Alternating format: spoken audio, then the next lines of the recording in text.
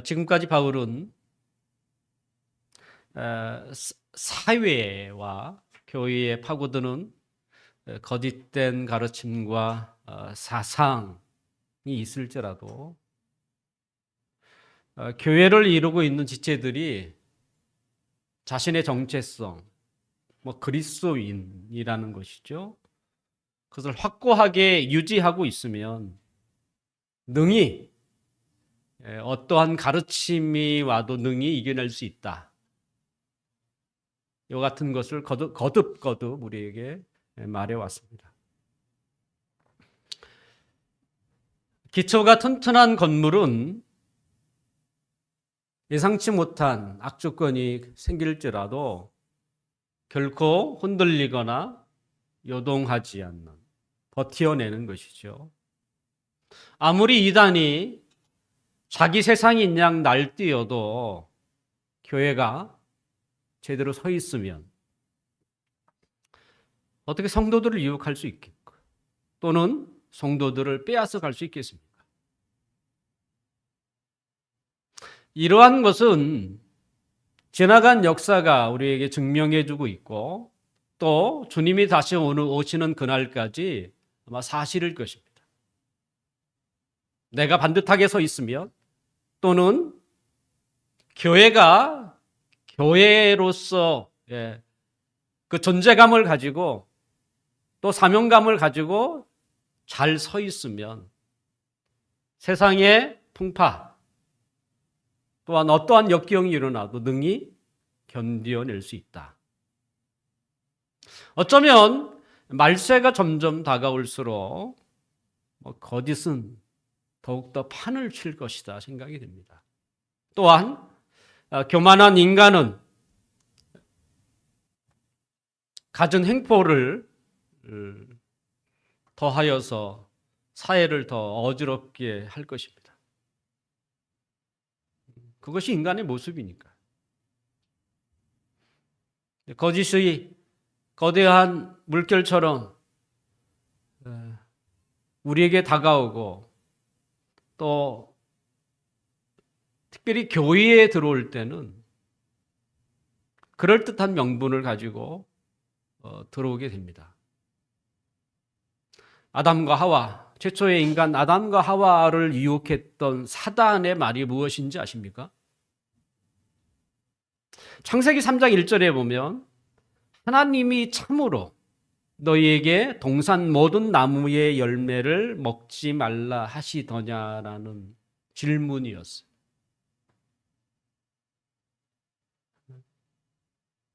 하나님이 친히 만드신 에덴 동산, 먹을 것이 풍성했던, 보기에도 아름다웠던 에덴 동산을 통해서 샘의 근원이 세상에 퍼질 만큼 풍족했던 곳, 에덴. 근데 사단은 하나님이 참으로 너희에게 동산 모든 나무의 열매를 먹지 말라 하시더냐. 이게 뭐겠어요? 하나님을 의심하게 만들고 쫀쫀한 하나님으로 결국 하나님을 불신하게 하는 것입니다. 이 세상의 가르침과 거짓, 그들의 동기도 똑같아요. 하나님이 하시는 일을 의심하게 만들고, 또 하나님을 적대시하고 하나님을 무시하고 하나님을 인정하지 않는 것이죠.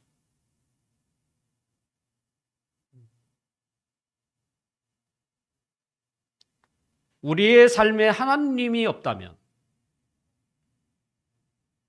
얼마나 의미가 있을까? 얼마나 가치가 있을까? 저도 내년이면 60입니다. 만으로 60이에요.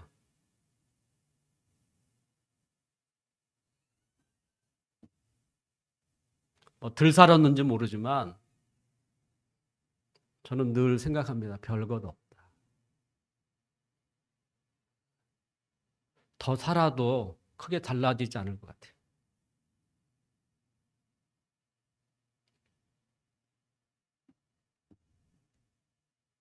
교회와 가정이 살려면, 사회가 살려면 가정이 살아야 한다. 어디서 많이 들어본 문구 아닙니까? 때로는 가정이 건강하려면 아버지가 살아야 한다. 또 한편에는 어머니가 살아야 한다. 사회에 문제가 발생할 때마다 근본적인 원인을 다 대부분은 가정에서 찾습니다. 그만큼 가정은 사회의 기초이고 또 한 사람의 인격과 그 삶에 가장 많은 영향력을 미치고 있다는 것이지요.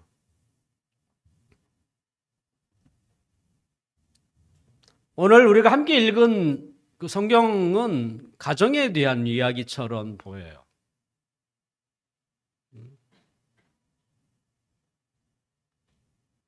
가정이 존재하는 의미, 또 가치는 어디에 있는가라고 하는 것이지요. 사실 우리 그리스도인의 정체성은 어떻게 보면 개인적이라고 할 수 있지만 그 모습은 사회적이죠. 자연인처럼 홀로 깊은 산속에 홀로 살아가는 그런 사람이 그리스도인은 아닙니다. 그리스도인이 그렇게 돼서도 안 되죠. 혹시 그럴 여건이라면 수시로 그는 마을로 내려와야죠. 혼자서 무슨 사명이 있습니까? 사회적인 곳에서 우리의 역할이 있는 것이고 사명이 있는 것이죠.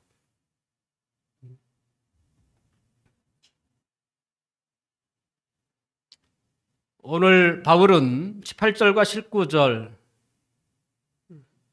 이렇게 되어 있습니다. 우리 함께 읽어볼까요? 시작. 아내들아 남편에게 복종하라. 이는 주 안에서 마땅하니라. 그 다음에 남편들아 아내를 사랑하며 괴롭게 하지 마라.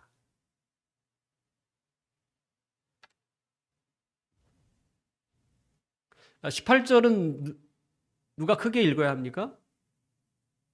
남편들이 크게 읽어야 되고 19절은 누가 크게 읽어야 돼요? 아내들이.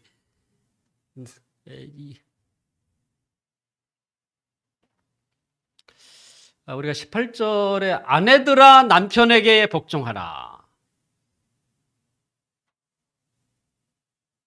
이렇게 말을 하면 아내들이 제일 불편해할 것이고 지금이 어느 시대인데 시대를 탓할 것이고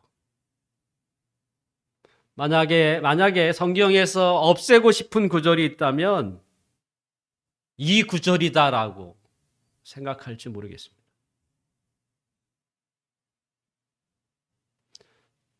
좀 엄밀히 좀 따져볼까요? 사실 우리는 이 세상에서 복종하고 살아가는 경우가 정말 많습니다. 사장이 지시하는 거에 대해서 직원은 말 없이 복종합니다.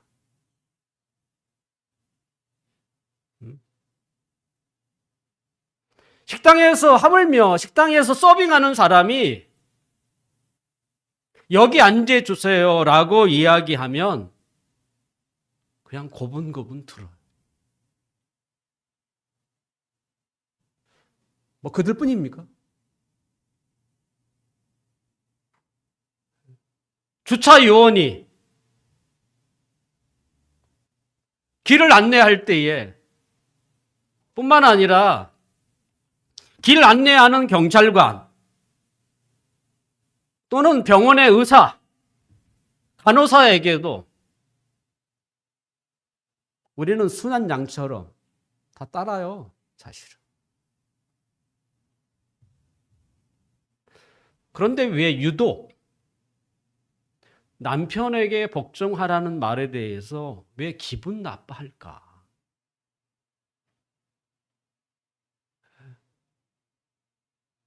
우리가 살아가는 그 사회 곳곳에서 우리가 복종하는 일이 굉장히 많은데 그런 것은 전혀 기분 나빠하지 않고 왜 남편에게 복종하라는 이 말은 왜 그렇게 싫을까? 왼수이기 때문인가요?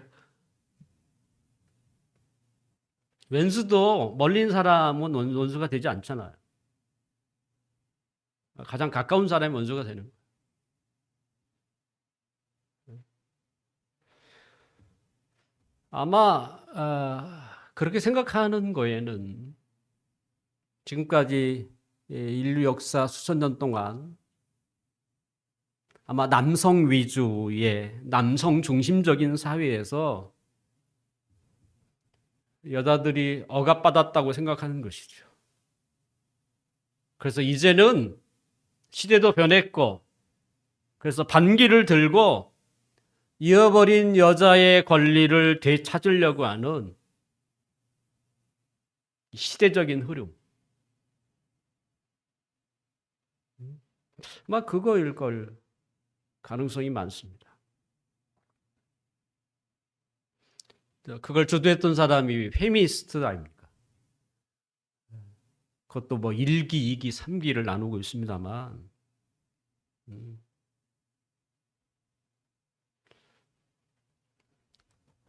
우리가 합동교단입니다.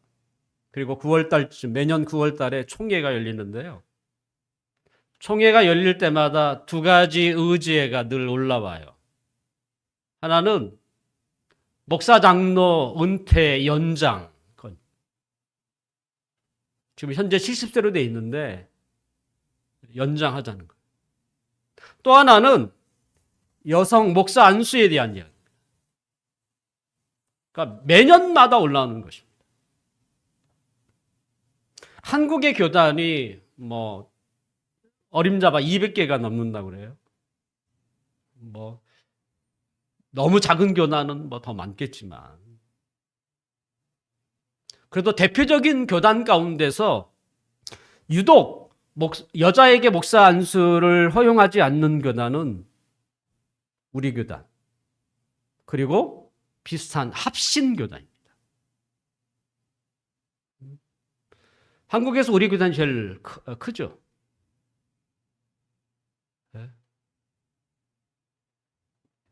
여성에게 목사 안수를 주지 않아요. 올해는 좀 획기적이라 할 수 있는지 모르겠습니다만 변화가 일어났어요. 여자에게 강도권은 주는 방향으로 결정이 내렸습니다. 그러니까 여자도 신학을 하고 그리고 강도사고시를 합격하면 강도사라는 말이 설교하는 권한이에요. 강도권이라고 그래요. 네. 강도권을 주자. 여기까지. 하지만 목사로 안수하는 것은 불허. 그건 쉽지 않을 것 같아요. 왜 그렇게 목사 안수, 다른 교단은 이미 통합, 그 다음에 백석 측, 그 다음에 여러 가지 개혁 측 다 목사 안수를 주거든요. 근데 왜 합동교단, 때로는 합신교단은 왜 이렇게 이 여성에 대해서 왜 목사 안수를 안 주는가? 그것은 성경 때문에, 성경. 디모데전서 2장 11절 이하, 고린도전서 14장 이하의 두 구절 때문에 목사 안수를 여자에게 주지 않습니다. 그러니까 여성의 권리를 주장하는 사람들이 볼 때 성경도 다 남성 중심으로 이렇게 생각을 많이 하게 되죠. 분명 성경에도 여성이 등장하지 않는 것은 아니지만 그것은 굉장히 지극히 작은 숫자이고 또 대부분은 다 남성 위주로.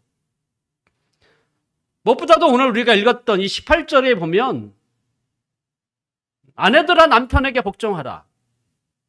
그냥 이 구절 한 절만 봐도 굉장히 남성 위주의 본문이라고 이렇게 생각할 수 있습니다. 근데 만약에 그런 생각을 우리가 가지고 있다면 성경은 더 이상 하나님의 말씀이 되지 않습니다. 성경은 진리예요. 변하지 않는 것이죠.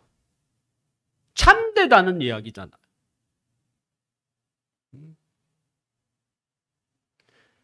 하나님의 말씀은 변하지 않는 진리입니다. 만약에 그것이 시대에 따라 변하는 것이라면 진리일 수가 없는 것이죠. 그래서 오늘 본문도 진리예요. 사실 성경 곳곳에 쓰여 있는 내용들을 보면 당시의 시대적인 상황에서 보면 굉장히 충격적인 단어들입니다. 그럼에도 불구하고 그런 구절이 있는 것은 뭐냐면 이건 진리이기 때문에 갈라디아 3장 28절에 보면 너희는 유대인이나 헬라인이나 종이나 자유인이나 남자나 여자나 다 그리스도 예수 안에서 하나이니라. 이건요 2000년 전에 이렇게 말을 하는 건 엄청난 이야기. 근데 성경은 이대로 그냥 써 있어요. 근본적인 차이를 이야기하는 게 남자와 여자 사이는 근본적인 차이는 없다는 거예요. 그 얘기하는 거예요. 하물며 노예나 주인도 똑같다는 거예요. 그리스도 안에서 다 하나라는 것이죠. 그리고 기독교가 우리나라 들어왔을 때 1885년 언더도와 아펜제를 통해서 우리나라 비로소 들어오기 시작할 때 조선 말기에 한국 사이에 가장 많은 혜택을 본 사람이 누군지 아세요? 여자였어요. 뭐 때문에? 이런 구절 때문에. 이런 구절 때문에.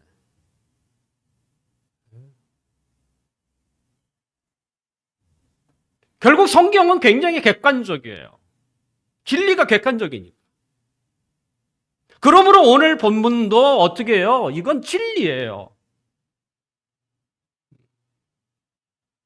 아내들이요 남편에게 복종.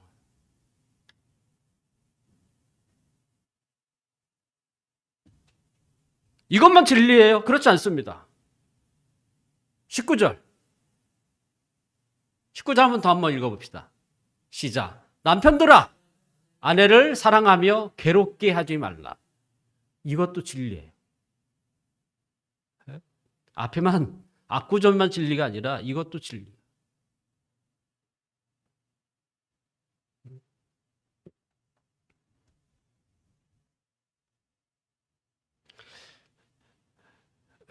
왜 남편들이 아내를 사랑하고 괴롭게 하지 말라라고 말하고 또 아내들에게 남편에게 복종하라고 말하는가?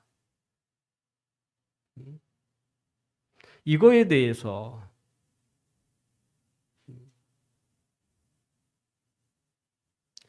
분명 거기에는 우리가 진짜 왜 그랬는가라고 하는 의미를 찾을 수는 있지만 하지만 이 말씀을 거부할 수는 없겠죠.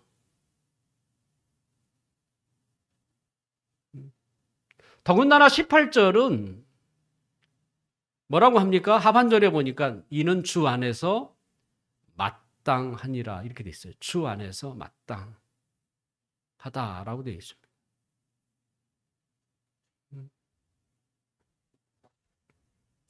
하나님이 가정을 만드신 목적, 하나님의 가정을 만드신 목적은 가정의 화목이나 건강이나 행복이 아닙니다.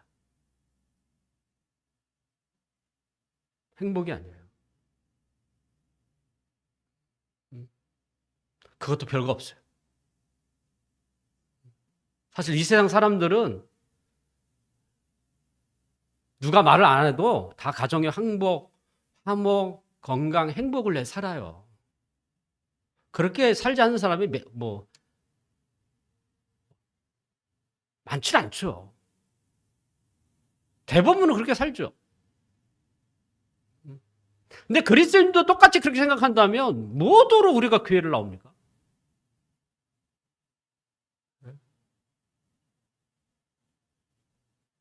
굳이 하나님이 우리를 구원할 이유도 없죠.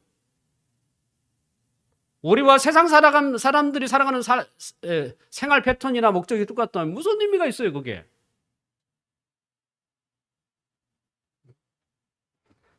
가정의 화목과 건강과 행복을 하나님이 바라시죠.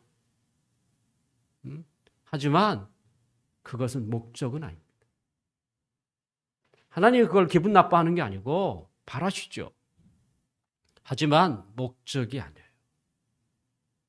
가정의 목적은 언제나 어디서 찾아야 합니까? 주 안에서 찾아야 돼요.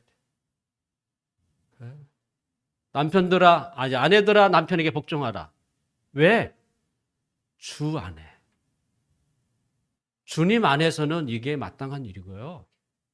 남편들에게 아내를 사랑하고 괴롭게 하지 말라. 왜? 주 안에서 이건 당연하다는 거야. 테두리가 주님 안에 있는 거예요. 주님 안에 이것을 없애면 어떻게 합니까? 이 말 지킬 필요도 없어요. 자기 생각하는 대로, 자기 기분대로 살라 이거죠. 문제는 주 안에라는 단어죠, 사실은.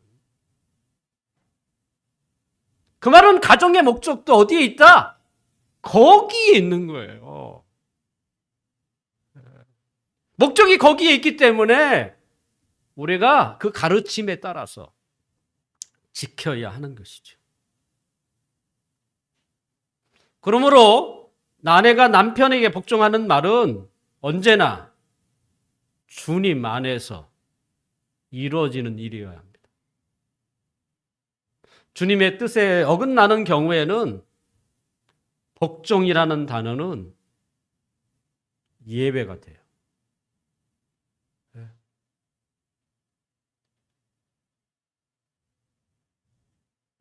결국 아내의 복종보다 더 중요한 것은 주님의 뜻인 거예요.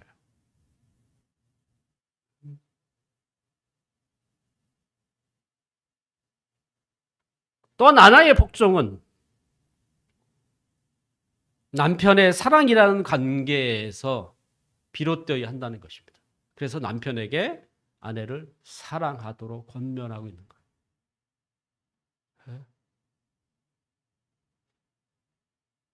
한 사람만 일방적인 관계가 아니라 두 사람 사이의 관계에서 사랑은 우리의 모든 역할의 윤활유와 같습니다. 사랑이 없으면 어떻게 되겠어요? 삐걱거리는 것이고 기분 나빠하는 것이고 또 함께 협의를 할 수도 없는 것이고 그래서 사랑이라는 관계 속에서 서로 맞춰가는 것이죠. 결과적으로 이건 누구에게 기분 나쁘다 이런 이야기가 아니에요. 가정의 목적이 주 안에서 찾아야 하는 것이고 그러려면 주님이 우리에게 말씀하신 것처럼 남편의 역할, 아내의 역할을 감당하는 것입니다. 우리 시대의 정신이나 사상은 우리들이 살아가는 구성원들에게 영향을 미치죠. 우리 그리스도인들은 이런 시대 정신이라고 하는 이런 사회의 흐름에 따라가지 말고 무엇에? 성경에 맞춰서 생각해야 하고 성경에 따라 살아가야 하는 것이죠.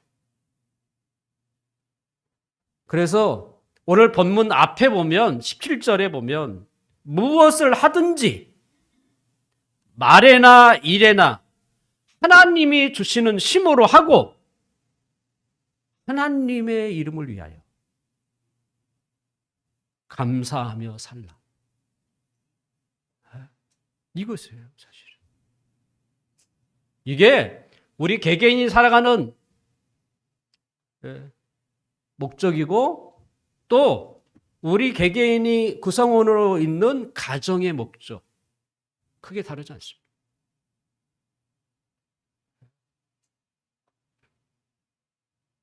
그래서 남편들은 아내를 사랑하고 괴롭히지 말고, 또 아내들은 주 안에서 남편에게 복종해서 그 가정의 목적으로 잘 갈 수 있도록 우리 모두가 기도하고 힘쓰시기를 주님의 이름으로 축원합니다. 자, 가정에는 남편과 아내만 있지 않죠. 일반적으로 부모와 자녀가 존재합니다. 그러니까 부모와 자녀 사이에도 원리는 크게 다르지 않습니다. 오늘 20절과 21절 함께 읽어볼까요? 20절, 21절 시작. 자녀들아, 모든 일에 부모에게 순종하라. 이는 주 안에서 기쁘게 하는 것이니라. 아비들아, 너희 자녀를 노엽게 하지 말지니 낙심할까 함이라. 이렇게 되죠. 원리는 똑같아요. 자녀는 부모에게 순종해야 하는 것입니다.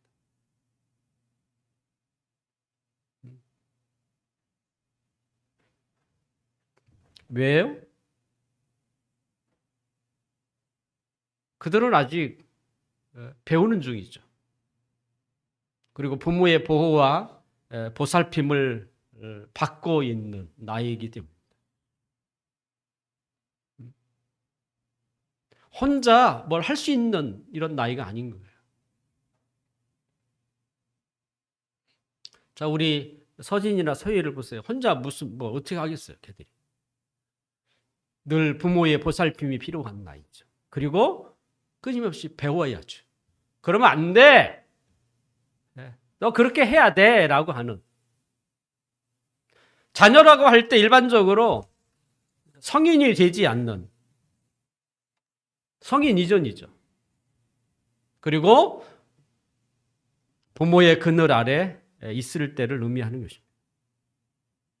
대체적으로 부모의 그늘을 떠나는 경우가 언제입니까? 결혼이라는 것이죠.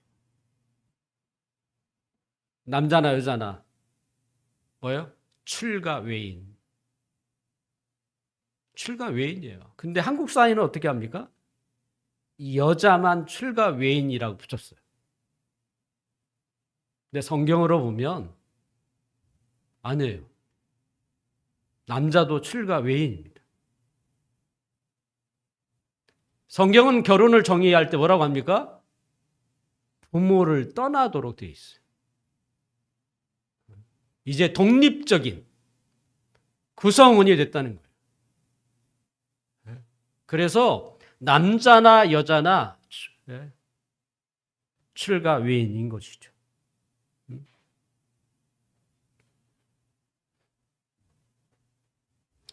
자, 자녀가 부모에게 순종하라. 그러면 누가 좋아하죠? 부모가 좋아하죠. 그런데 부모만 좋아하는 게 아니에요. 주님도 좋아하세요. 오늘 20절 보세요. 자녀들아, 모든 일에 부모에게 순종하라. 이는 주 안에서 주님을 기쁘게 하는 것이라고 되어 있어요. 자녀가 부모를 즐겁게 하면 부모는 신이 나서 용돈 올려주거나 아니면 60개 치킨 사주지 않겠습니까? 저희 집에 제일 가까운 데가 거기라. 요즘 사줄 일이 별로 없어요. 주름만 더 늘어나는 것 같고.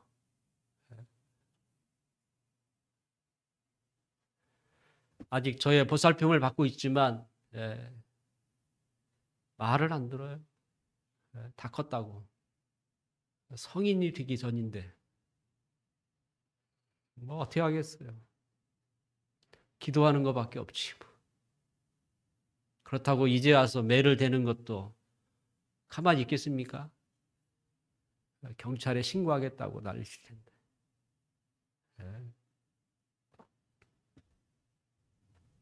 부모가 그러듯이 우리가 주님을 기쁘시게 하면 하나님이 기뻐만 하시는 게 아니에요. 복을 주세요. 그 기쁨을 하나님도 표현하세요. 복이죠. 예.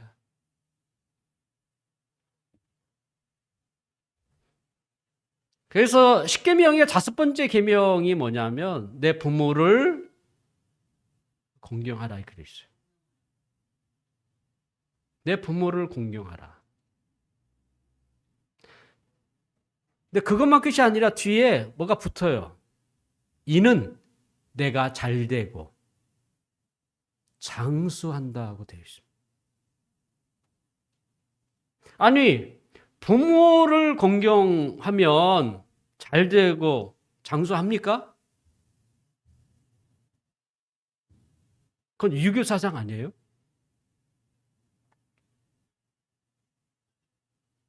이것도 언제나 우리가 어떻게 봐야 합니까? 주 안에서의 이야기예요. 당시 유대인들에게 아이를 가르치는 것. 어떤 가르침이에요? 그들은 제일 먼저 하나님을 가르칩니다. 누가 가르쳐요? 부모가 가르칩니다. 아이의 태에서부터 율법을 읽어주고 들려주고 또 태어나면 계속적으로 율법을 가르칩니다. 하나님을 가르치는 게 부모예요. 그래서 부모를 잘 순종하면 결과적으로는 하나님을 잘 섬긴다는 얘기예요. 그리고 하나님을 잘 섬기면 하나님이 기뻐하시는 것이고, 그리고 하나님이 그들에게 뭐예요? 복을 주시는 거죠. 그 삶이 잘 되게 하시고, 또 많은 사람들이 원하는 것처럼 장수하게 하시고. 배경이 그겁나, 그거예요. 유교 사상처럼 그저 부모님을 극진하게 모시고 이런 이야기가 아니고, 배경은 하나님을 잘 가르치고 배워서 그가 하나님의 말씀대로 잘 살면 당연히 잘 되는 것이죠.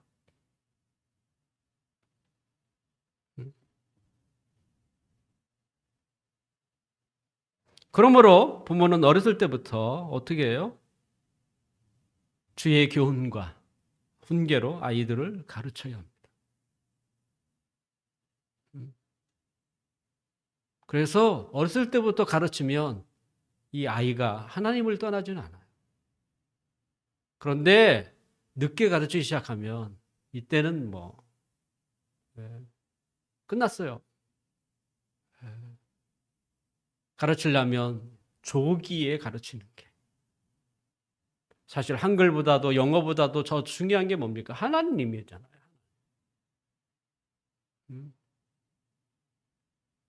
영어가 우리에게 그죠? 도움은 줄 수 있을지 몰라도 우리의 삶을 지탱하게 만드는 건 아니에요. 하나님이죠. 그러면 제일 먼저 가르쳐야죠. 그래서 평생 그 마음에 남게 잊혀지지 않도록. 자녀는 자신의 보호자와 보양자인 부모의 말에 순종해야 합니다. 그런데 자녀는 부모의 말에 거절하는 것이 사실은 쉽지 않아요. 괜히 거절했다가 밥도 안 줄까 봐. 아니면 너 나가라고 할까 봐. 그래서 자녀에게는 돌파구가 없어요. 사람이 도망갈 곳이 없으면 어떻게 됩니까? 낙심합니다. 구멍이라도 있어야. 그런데 부모의 적극적인 보호와 양육을 받는 자녀에게 도망갈 길이 없어요. 누가 그렇게 해주는 누가 해줍니까? 그러니까 어떻게 해요? 21절에 낙심밖에 없어요. 소망을 잃어버리는 것이죠. 그러기에 부모는 자녀를 양육할 때 어떻게 해요? 자녀로 하여금 낙심의 자리에 가지 않도록 해야 돼요. 그게 어떤 것입니까? 자녀들이 그 화를 가슴에 묻는 경우는 자신의 잘못에 대하여 꾸지람을 받을 때가 아니에요. 그건 자신이 알아요. 내가 잘못했다는 걸 알기 때문에 꾸지람을 마음에 담지 않아요. 하지만 부모가 자녀를 대할 때에 분풀이, 그죠? 분풀이를 하거나 때로는 자신이 못다한 것을 자녀에게 강요할 때 자녀는 그것을 화를 마음에 품습니다. 왜냐하면 그것도 표출할 수도 없어. 표출하면 말 그대로 뭐 밥 안 주겠다고 하니 표출할 수도 없어. 그냥 낙심한 거죠, 낙심. 그냥 기죽고 살아가는 것이죠. 자녀도 우리 어른들처럼 인격을 다 가지고 있기 때문에 부모가 어떤 마음으로 자신을 타이르는지 알아요. 느껴요. 아, 저건 왜 나한테 분풀이 하는지 알고, 그 다음에 왜 자신에게 강요하는지 알고. 그렇게 해서는 안 된다는.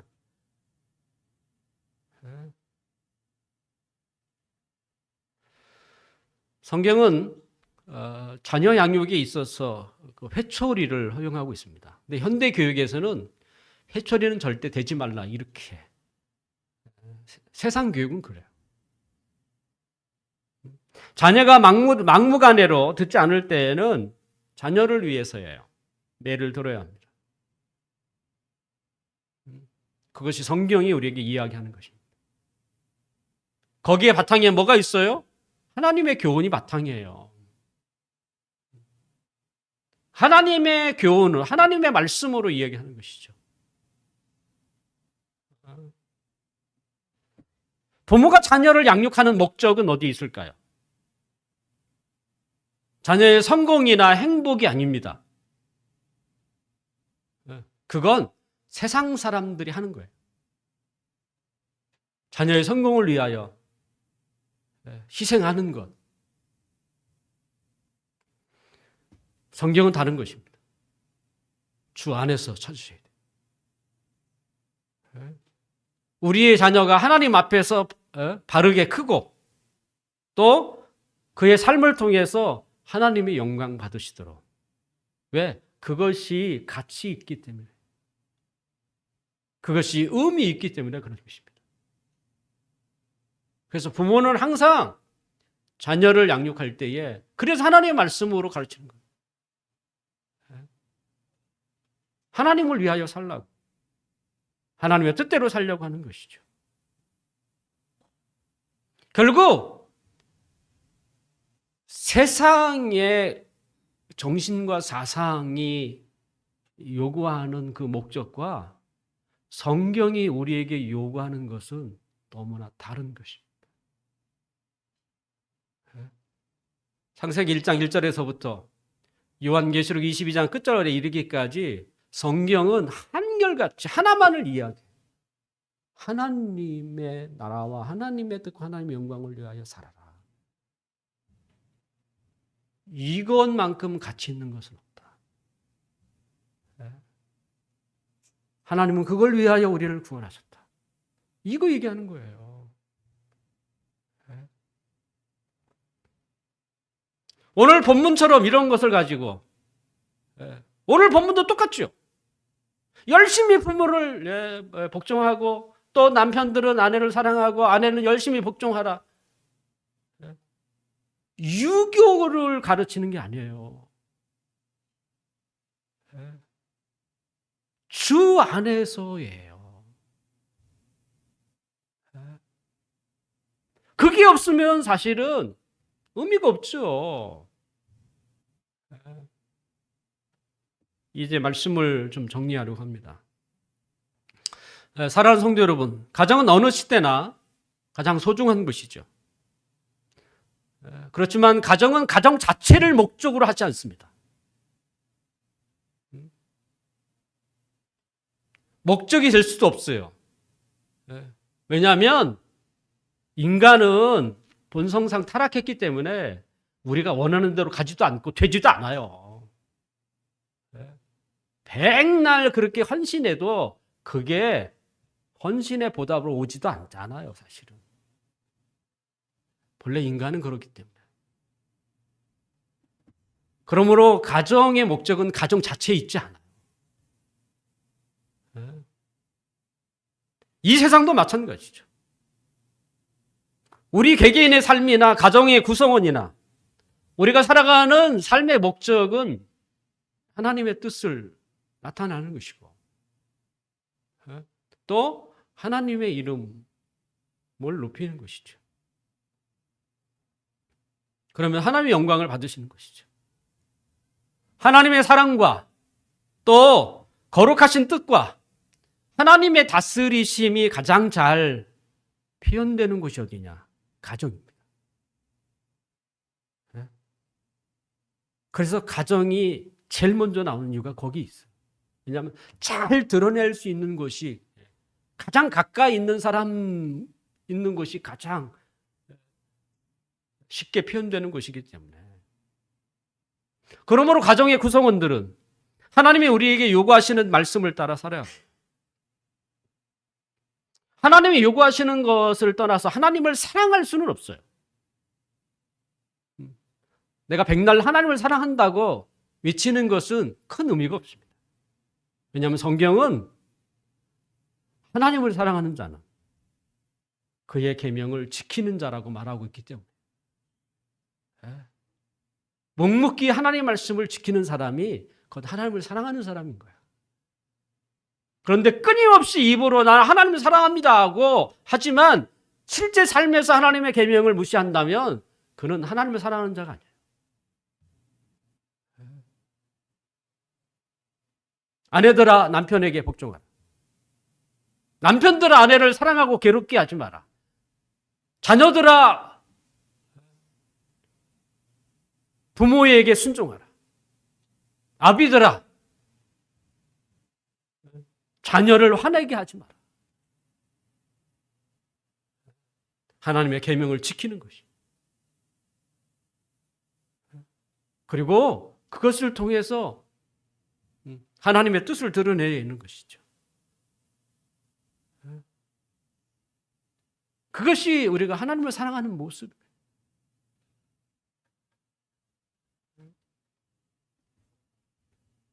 분명 우리는 하나님의 말씀을 온전히 지키는데 한계가 있습니다. 그러기에 하나님은 우리에게 지혜와 능력의 영이신 성령 하나님을 붙여주셨어요.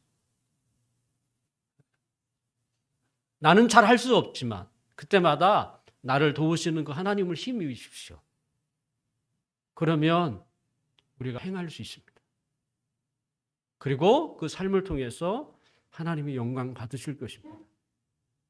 우리 모두에게 이와 같은 은혜가 있기를 주님의 이름으로 축원합니다.